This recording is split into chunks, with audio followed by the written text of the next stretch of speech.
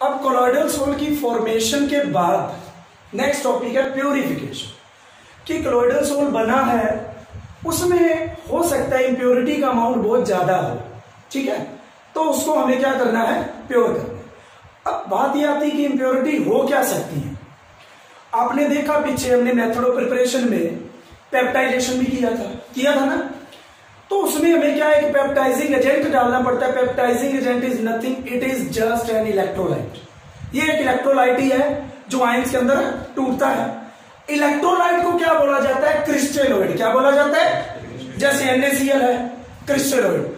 ये अच्छे से डिसॉल्व हो जाते हैं, मतलब फिल्टर पेपर से भी पास हो जाएंगे, पार्चमेंट पेपर से भी पास हो जाएंगे, एनिमल मेम्ब्रेन से भी पास हो जाएंगे, क्योंकि ये डिसॉल्व भी हो जाते हैं, कंप्लीट सॉल्वेंट के अंदर ही डिसॉल्व हो जाते हैं, तो वो तो पास हो ही जाएंगे।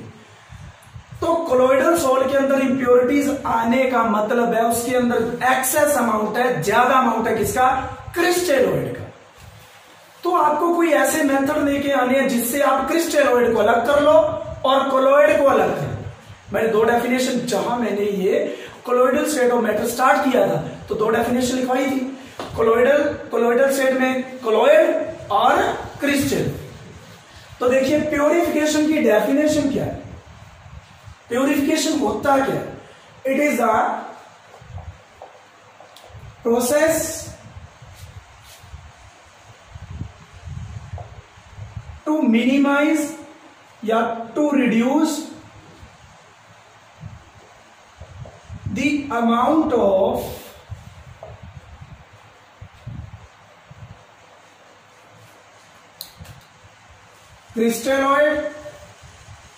क्रिस्टलोइड के ब्रैकेट में लिख लेना इलेक्ट्रोलाइट टू मिनिमम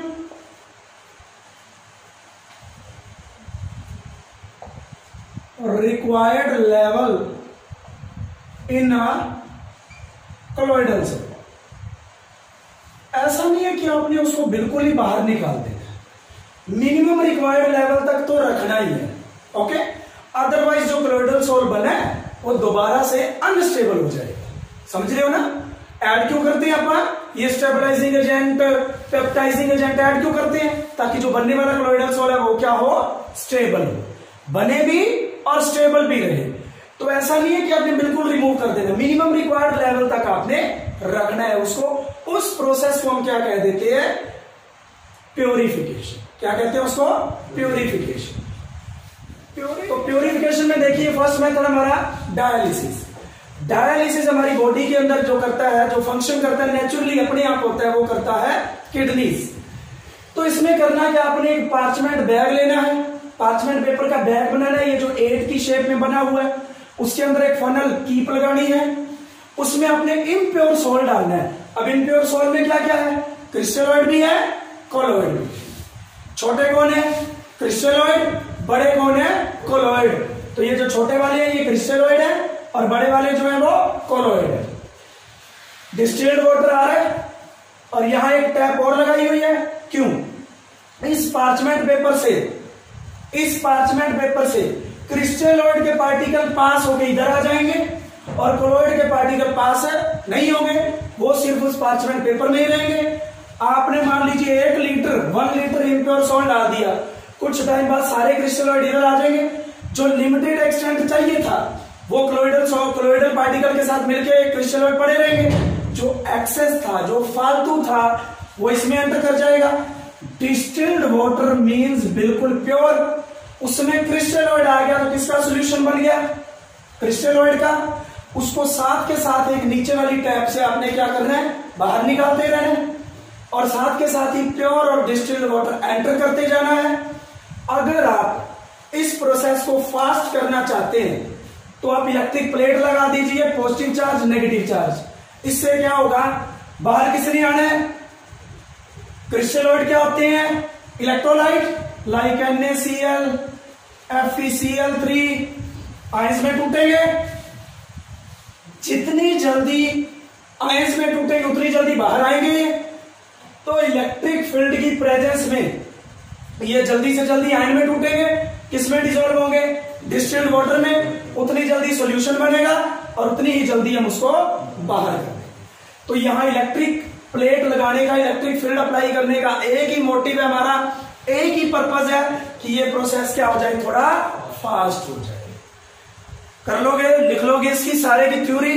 अब अगर हम बायोलॉजिकल एप्लीकेशन, हाँ पहले डायलिसिस की डेफिनेशन देखें तो क्या है ये, it is the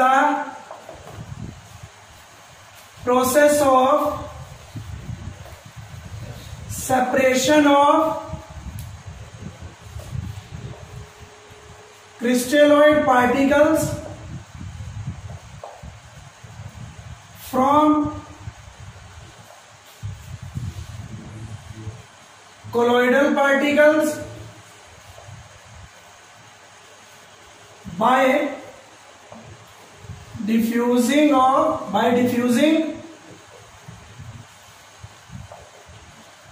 impure sol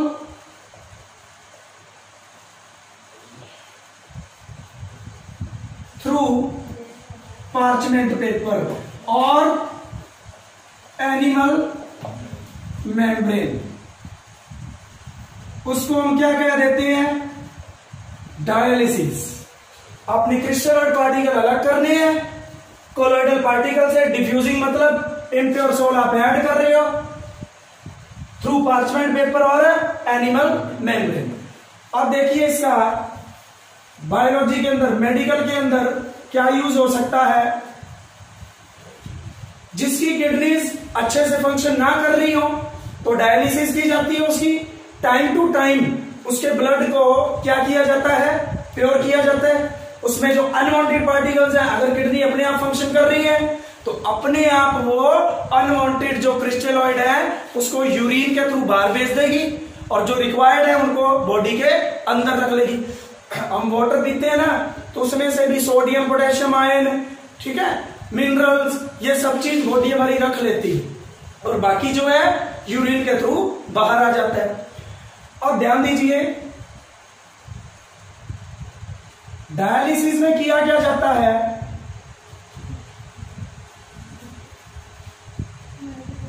इस तरीके से एक ट्यूब बनाई जाती है जो किसकी बनी होती है, पार्चमेंट पेपर की, पार्चमेंट ट्यूब कह देते हैं, या फिर उसको एनिमल मेम्ब्रेन से, मतलब उसमें मेम्ब्रेन लगी होती है जो किसको पास होने देगी, क्रिस्टलोइड को, और किसको पास नहीं होने देगी, कोलोइडल को। और ये एक सुटेबल है, क्या है ये, एक सुटेबल डिस्पर्जन मीडियम कह लो या सोलवेंट कह लो, सोलवेंट कह लो। और उसमें वाटर लिया था तो यहां भी कोई सुटेबल डिस्पर्जन मीडियम होगा। ये जो ट्यूब है ये किसकी बनी होगी, पार्चमेंट पेपर की, या इसमें क्या लगा होगा, एनिमल मेम्ब्रेन। तो हम क्या देते हैं इसको, पार्चमेंट ट्यूब या tube containing parchment as a membrane, parchment membrane कह लो या पार्चमेंट ट्यूब कह लो, मेम्ब्रेन। तो यहां से क्या होगा, ध्यान दीजिए, ब्लड फ्रॉम कहां से आएगा, artery,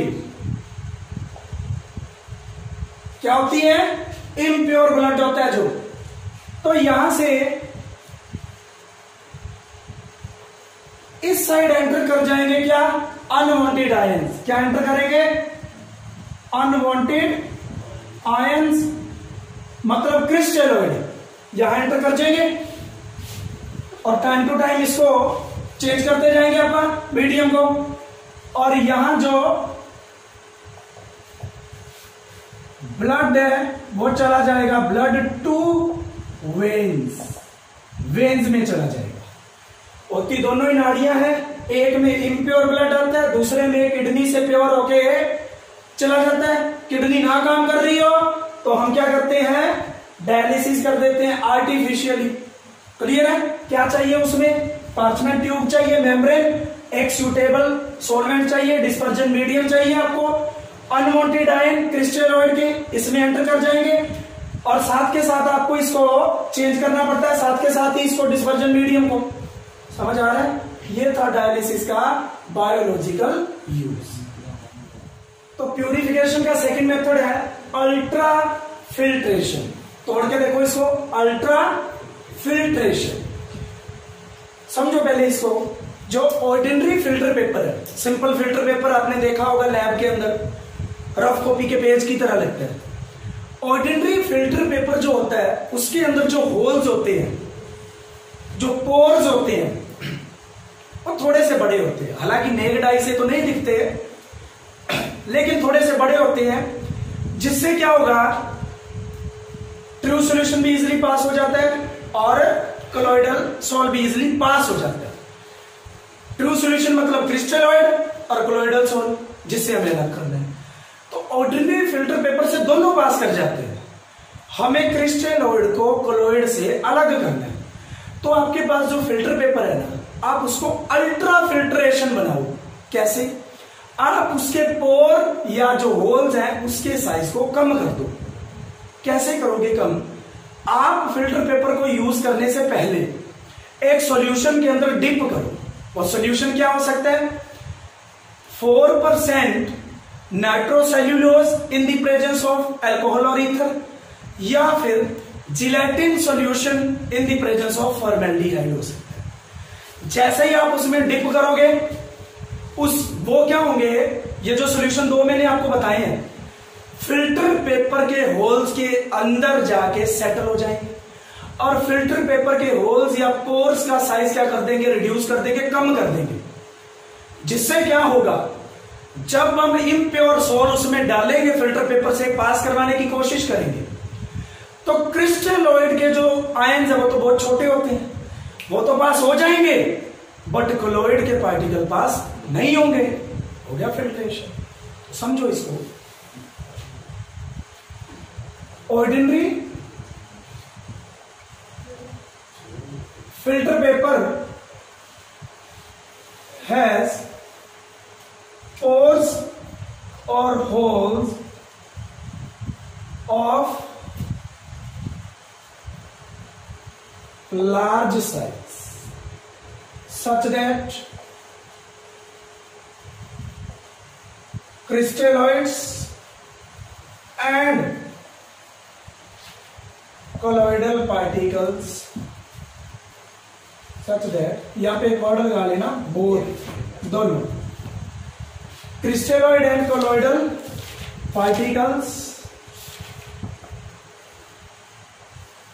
pass through it, pass हो जाते हैं, दोनों ही पास हो जाते हैं। लेकिन हम क्या करें, when filter paper is treated with a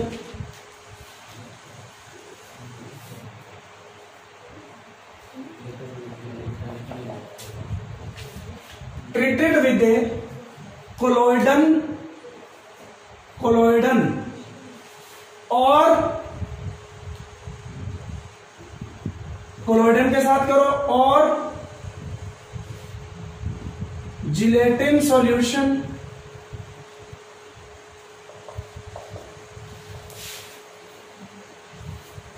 bracket में लिख लेना इसके, in the presence of formaldehyde. Formaldehyde का फॉर्मूला क्या होता है, HCHO। Then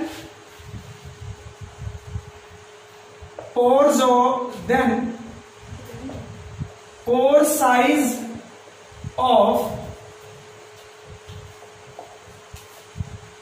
filter paper is reduced. Now यहां पहले लिख लो, this is called ultra filter paper. Now only crystalloid particles can pass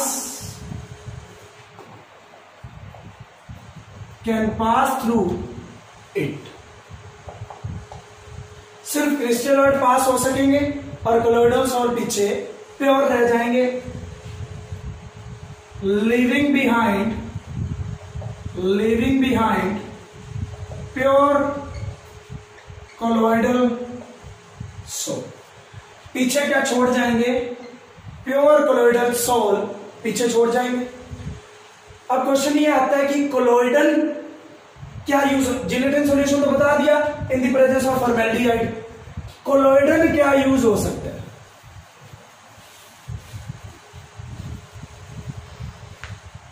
colloidal use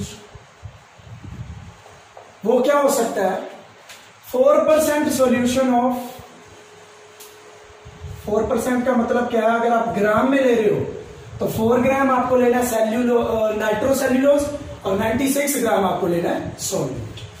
4 gram solution of 4% solution of nitrocellulose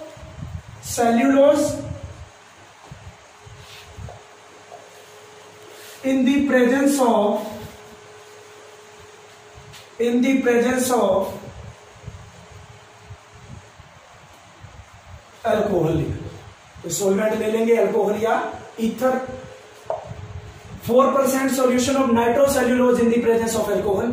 तो आपने पहले फिल्टर पेपर को इनके साथ ट्रीट करवाना है, जिसको उसका पोर साइज क्या हो जाएगा? रिड्यूस हो जाएगा।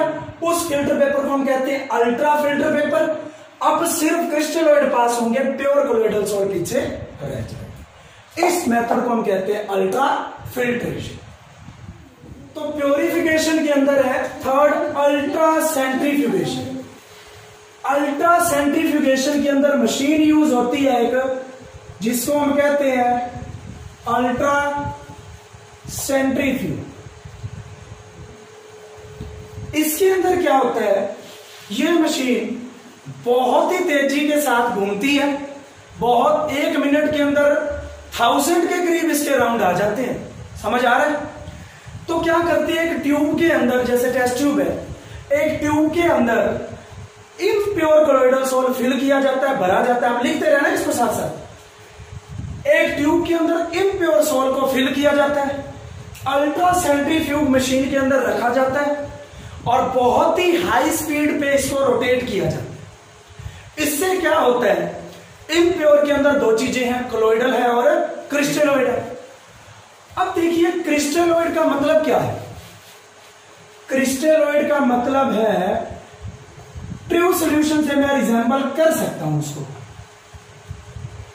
कि क्रिस्टलोइड के पार्टिकल जो थे बहुत छोटे थे। छोटे हैं तो लाइटर भी होंगे, हल्के भी होंगे। और जो कोलोइडल है वो क्या होते हैं? थोड़े हैवी होते हैं।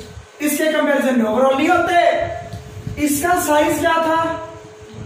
लेस देन, और इसका साइज 1 नैनोमीटर से लेके 1000 नैनोमीटर तक।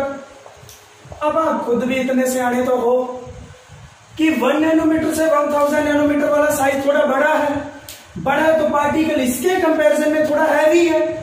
तो जो बहुत हाई स्पीड पे उस मशीन के अंदर ट्यूब को रोटेट किया जाता है, तो ये क्या होते हैं? बॉटम पे बैठ जाते हैं। हालांकि ब्राउनियन बताएगा कि जिगजैग मोशन में है, लेकिन बहुत हाई स्पीड पे रोटेट करेंगे, एक दूसरे से टकराएंगे, नीचे बैठते जाएंगे, ये ऊपर रह जाएंगे। तो हम क्या करते हैं? इसको नीचे एक टैप लगा के या मशीन को बंद करेंगे, साथ के साथ ये हम अलग कर लेंगे। ये अलग हो जाएगा, ये अलग हो जाएगा। डेली लाइफ के अंदर इसका एग्जांपल क्या है? आपने दूध वाली डेयरी देखी होगी, उसके अंदर दूध से क्रीम अलग की जाती है। इसी मेथड के अकॉर्डिंग करी जाती है। सेंट्रीफ्यूग मशीन में दूध को रोटेट किया जाता है। क्या होता है? जो क्रीम होती है, हैवी पार्टिकल है, फैट वाले, नीचे बैठ जाते हैं। एक टैप के थ्रू साइड में एक बाल्टी लगा दी जाती है, निकल जाता है बाहर वो।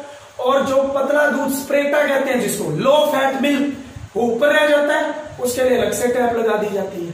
समझ आ रहा है? ब्लड टेस्ट करते हैं तो पहले सेंट्रीफ्यूग करते ही करते हैं। टेस्ट ट्यूब के अंदर फिल करके हाई स्पीड पे उसको एक मशीन के अंदर रोटेट करते हैं। क्या कहते हैं उसको? Ultra centrifuge. तो इससे भी प्यूरिफिकेशन होती है।